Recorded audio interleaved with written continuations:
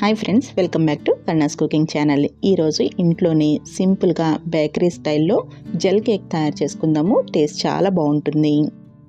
కుక్కర్లో తయారు చేసుకుంటున్నాం కాబట్టి కేక్ తయారు చేసుకునే ముందు కుక్కర్ని ప్రీహీట్ చేసుకోవాలి. కేక్ తయారు చేసుకోవడానికి యూజ్ చేసే కుక్కర్ని పాతది తీసుకుంటే మనకి కుక్కర్ కొత్తవి పాడైపోకుండా ఉంటాయి. కుక్కర్లో స్టాండ్ కానీ ప్లేట్ కానీ పెట్టుకుని మూత పెట్టుకుని 10 నిమిషాల పాటు ప్రీహీట్ చేసుకోవాలి. కుక్కర్కి మూత పెట్టుకునేటప్పుడు గ్యాస్ కట్ పెట్టకూడదు, ఇంకా విజిల్ కూడా పెట్టకూడదు. కేక్ బ్యాటర్ని తయారు చేసుకోవడానికి టైం పడుతుంది కాబట్టి స్టవ్ని మీడియం ఫ్లేమ్లో పెట్టుకుని ప్రీహీట్ చేసుకోండి. హీట్ అయ్యేలోపు బ్యాటర్ని కూడా రెడీ చేసుకుందాము. దీనికోసము 4 కోడిగుడ్లని ఒకసారి శుభ్రంగా కడిగేసుకుని పగలకొట్టుకుని ఒక గిన్నెలోకి వేసుకోవాలి. ఇప్పుడు స్పూన్తో కానీ విస్కర్తో కానీ ఇలా ఎలక్ట్రికల్ బీటర్తో కానీ బాగా బీట్ చేసుకోవాలి. దేంతో బీట్ చేసినా కానీ కేక్ చక్కగానే వస్తుందండి.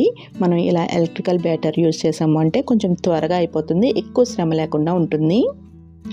ఈ ఎగ్స్ని బాగా బీట్ చేసినప్పుడు ఇలా నురుగులాగా వచ్చిన తర్వాత 1 కప్పు పంచదార పొడి వేసుకోవాలి. పంచదార పొడి మెత్తగా ఉండాలి, బరకగా ఉంటే మళ్ళీ జల్లించుకుని అప్పుడు వేసుకోవాలి.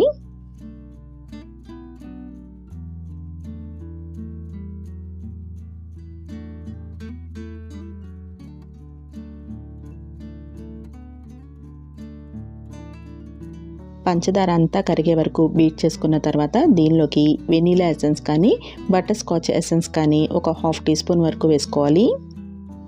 ఇప్పుడు ఒక జల్లెడ తీసుకుని దానిలోకి 1 కప్పు మైదా పిండి వేసుకోవాలి. మైదా పిండి మెత్తగా ఉన్నా కానీ జల్లెడలోకి మైదా పిండిని వేసుకుని ఇంకా 1 teaspoon baking powder, 1/2 teaspoon baking soda వేసుకోవాలి. ఇంకా 2 టీ స్పూన్లు పాల పొడి వేసుకోవాలి. మిల్క్ పౌడర్ వేసుకుంటే టేస్ట్ బాగుంటుంది. ఒకవేళ మిల్క్ పౌడర్ ఇంట్లో లేదు అంటే స్కిప్ చేసేయచ్చు. ఇప్పుడు వీటన్నిటిని కూడా ఎగ్ని మనం బీట్ చేసుకుని ఉంచుకున్నాం కదా, దానిలోకి జల్లించేసుకోవాలి. ఇలా మొత్తం పిండిని జల్లించేసుకున్న తర్వాత మళ్ళీ బీట్ చేసుకోవాలి. స్పూన్తో అయినా కానీ బీట్ చేసుకోవచ్చు, కానీ మొత్తం అంతా కూడా బాగా మిక్స్ అయ్యేలాగా చూసుకోవాలి. ఇప్పుడు దీనిలోకి చిటికెడు ఎల్లో ఫుడ్ కలర్ వేస్తున్నాను. ఫుడ్ కలర్ వద్దు అనుకుంటే స్కిప్ చేసేయచ్చు. ఫుడ్ కలర్ పౌడర్ ఉంటుంది, ఇంకా లిక్విడ్ కూడా ఉంటుంది. నేను ఇప్పుడు పౌడర్ యూజ్ చేశాను. నా దగ్గర లిక్విడ్ కలర్ కూడా ఉంది, అది కూడా వేసి చూపిస్తాను. బాగా బీట్ చేసుకున్న తర్వాత మళ్ళీ దీంట్లోకి 1/4 కప్పుకి కొంచెం తక్కువగా నూనెని వేసుకోవాలి. వీడియోలో చూపించిన దానికన్నా కొంచెం తగ్గించేయండి, ఎందుకంటే నేను మొత్తం బీట్ చేసిన తర్వాత పిండి కొంచెం పలచనయ్యింది, అందుకని కొంచెం తగ్గించుకుంటే సరిపోతుంది. నూనె వేసేటప్పుడు వాసన లేని నూనెలు వేసుకోవాలి. నువ్వుల నూనె, గ్రౌండ్ నట్ ఆయిల్ లాంటివి వేసాము అంటే మనకి కేక్ స్మెల్ వస్తుంది. అందుకని సన్ఫ్లవర్ ఆయిల్ లాంటివి వేసుకుంటే కేక్ అనేది నూనె వాసన రాకుండా ఉంటుంది. నేను ఈ కేక్ని ఒక షాప్కి కేక్ కటింగ్ కోసం పంపిస్తున్నాను, అందుకని కొంచెం కలర్ఫుల్గా ఉండడం కోసం ఇంకొంచెం ఫుడ్ కలర్ని వేస్తున్నాను. ఎల్లో కలర్ కొంచెం ఎక్కువగా కావాలి కాబట్టి నేను కొంచెం ఎల్లోని ఎక్కువగా వేయాల్సి వచ్చింది. కలర్ అంతా మిక్స్ అయ్యేలాగా బాగా బీట్ చేసుకున్న తర్వాత కేక్ టిన్ని రెడీ చేసుకోవాలి. దీనిలోకి కొంచెం నూనెని వేసి స్ప్రెడ్ చేసుకుని అడుగున బటర్ పేపర్ కూడా వేసుకోవాలి. బటర్ పేపర్ వేసుకోవడం వల్ల మనకి కేక్ అడుగున నల్లబడకుండా ఉంటుంది. ఇలా కేక్ టిన్నే అవసరం లేదండి, మనకి ఇంట్లో స్టీల్ బాక్స్లు అవి ఉంటాయి కదా, కొంచెం దలసరగా ఉన్న స్టీల్ బాక్స్ తీసుకుని దాంట్లో ప్రిపేర్ చేసుకోవచ్చు. కేక్ బ్యాటర్ కొంచెం పలచబడిందండి, అంటే కొంచెం ఆయిల్ నేను వేసేటప్పుడే చెప్పాను కదా కొంచెం ఎక్కువైంది అని, మీరు కొంచెం ఆయిల్ తక్కువ వేసుకుంటే సరిపోతుంది. కేక్ బ్యాటర్ పలచబడినా కానీ కేక్ టేస్ట్ అయితే ఏమీ పాడవదండి.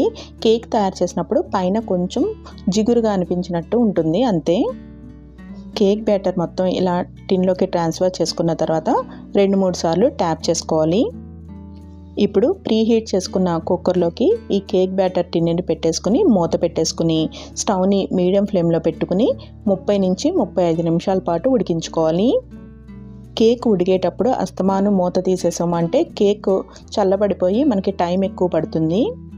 20 నిమిషాల తర్వాత ఒకసారి చెక్ చేసుకోండి, తర్వాత 30 నిమిషాల తర్వాత 35 నిమిషాలు అలా చెక్ చేసుకోండి. 20 నిమిషాల తర్వాత నాకు కేక్ ఈ విధంగా బేక్ అయ్యింది. చూసారు కదా, కలర్ చక్కగా ఉంది, కానీ లోపల ఇంకా పచ్చిదనం ఉంది. అందుకని మళ్ళీ మూత పెట్టేసి మళ్ళీ ఇంకొక 10 నిమిషాల పాటు బేక్ చేసుకోవాలి.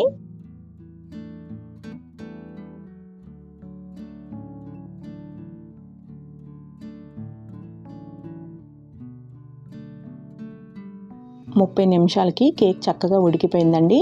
మనకి బ్యాటర్ కొంచెం పలచనయింది అన్నాను కదా, సో అందుకని మనకి పైన కొంచెం జిగురుగా కనిపిస్తుంది. ఇప్పుడు మళ్ళీ ఒకసారి టూత్ పిక్తో కేక్ ఉడికిందో లేదో చెక్ చేసుకోవాలి. కేక్ చక్కగా ఉడికిపోయింది. ఇప్పుడు కేక్ టిన్ని కుక్కర్లోంచి తీసేసుకుని చల్లారనివ్వాలి. కేక్ చల్లారకుండా టిన్లోంచి సపరేట్ చేసాము అంటే పొడి పొడిగా కొంచెం బ్రేక్ అయినట్టుగా ఉంటుంది.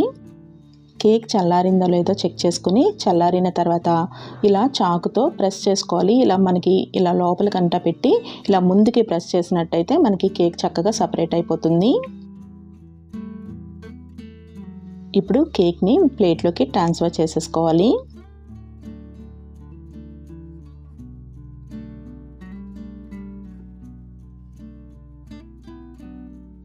ఇప్పుడు బటర్ పేపర్ని తీసేసుకోవాలి.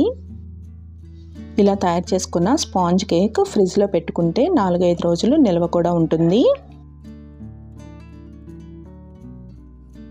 కేక్ చూసారు కదండి ఎంత స్పాంజీగా ఉందో.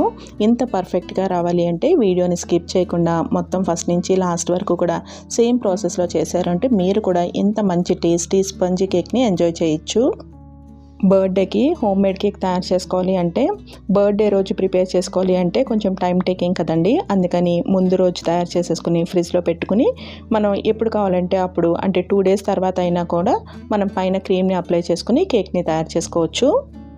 కేక్ని వెంటనే తయారు చేసుకోకుండా ఒక 2 రోజుల తర్వాత మనం కేక్ని తయారు చేసుకోవాలి, కేక్ని డెకరేట్ చేసుకోవాలి అనుకుంటే ఎలా స్టోర్ చేసుకోవాలో కూడా చూపిస్తాను.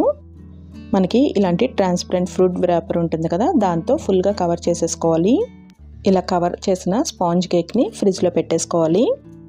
కేక్ని అప్పటికప్పుడు తయారు చేసుకుని క్రీమ్ అప్లై చేయాలన్నా కానీ పొడి పొడిగా రాలిపోతున్నట్టుగా ఉంటుంది. అందుకని ఎప్పుడూ కూడా కేక్ మనకి ఈరోజు కావాలి అంటే ముందు రోజే ఇలా మనం స్పాంజ్ తయారు చేసేసుకుంటే పర్ఫెక్ట్ కేక్గా వస్తుంది. కేక్ని ముందు రోజే ప్రిపేర్ చేసేసుకుంటే ఫ్రిడ్జ్లో పెట్టుకుంటాం కదా, ఫ్రిడ్జ్లోంచి తీసిన తర్వాత రూమ్ టెంపరేచర్కి వచ్చిన తర్వాత ఈ విధంగా కట్ చేసుకోవాలి. కేక్ సైజుని బట్టి 3 లేయర్స్ కానీ 4 లేయర్స్ కానీ కట్ చేసుకోవాలి.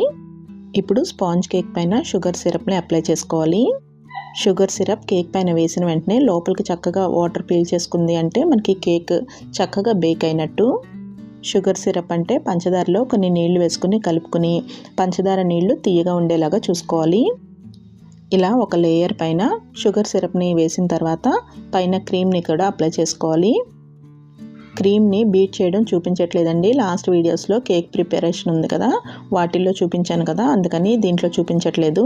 క్రీమ్ పైన మళ్ళీ ఒక లేయర్ పెట్టేసి దానిపైన షుగర్ సిరప్ వేసుకుని మళ్ళీ క్రీమ్ అప్లై చేసుకోవాలి. ఇదే విధంగా మిగిలిన లేయర్స్కి కూడా పెట్టేసుకోవాలి.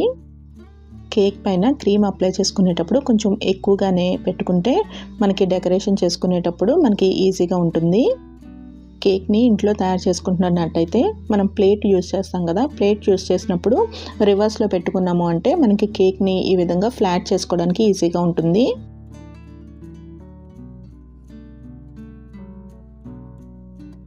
కేక్ అంతా క్రీమ్తో అప్లై చేసేసిన తర్వాత దీనిపైన కేక్ జెల్ని వేసుకోవాలి. మనకి మార్కెట్లో దొరుకుతుంది. కేక్స్ మీద డెకరేట్ చేసుకోవడానికి వేసుకునే కేక్ జెల్ అంటే ఇస్తారు. కేక్ జెల్ ఆన్లైన్లో దొరుకుతుందేమో చూసి లింక్ ఉంటే డిస్క్రిప్షన్లో పెడతాను. మనకి ఏ కలర్ కావాలో ఆ కలర్ని జెల్లో వేసుకుని మిక్స్ చేసుకోవాలి. మనకి కలర్ డార్క్గా కావాలి అనుకుంటే కొంచెం కలర్ ఎక్కువగా వేసుకోవాలి. ఇప్పుడు ఈ జెల్ని కేక్ పైన అప్లై చేసుకోవాలి.